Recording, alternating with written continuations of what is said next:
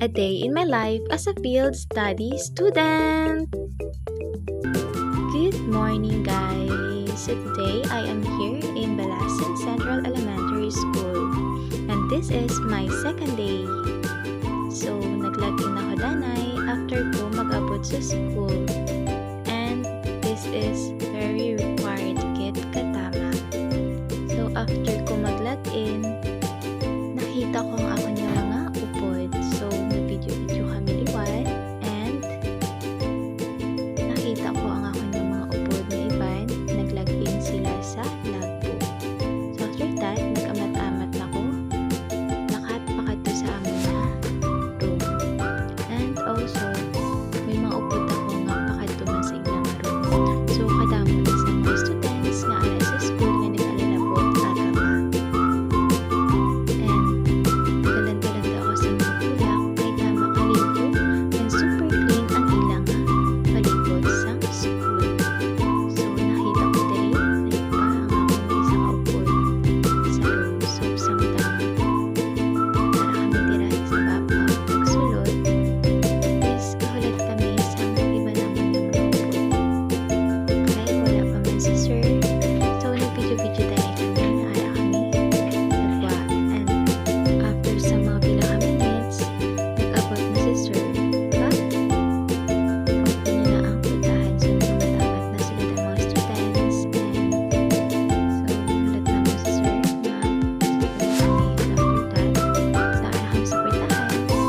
Shocks kami kay pwede katindog and kanami sa iyang room. So after that, nagpangunan ng mga students, and sir nag-start na sa iyang class with prayers sa mga students. And also pagkatapos niya, last pray, pakilala kami ni sir sa ila.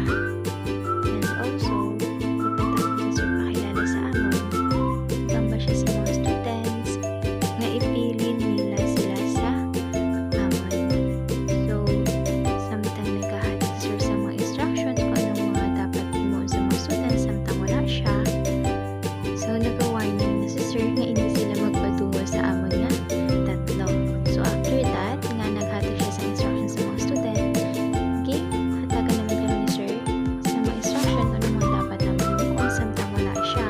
Kani ang mabantay sa mga students kag nihatag siyang activity nga ipaobra naman sa mga students samtang wala siya.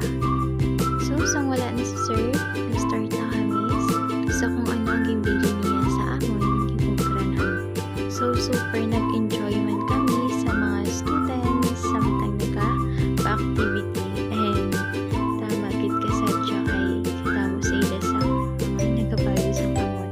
So after sa activity, nag-listen siya na ako kay sir na maamat-amat na ko kay may class pa ako. So after that, kindulong ako sa duwa ko ka mga ma'ams na upod sa kwa. And after that, samtang naglakad ako, layo pa lang nakita ko na ako yung mga upod nga nag-log out. So nag-log out naman ako, and that's all guys for my day. The next day.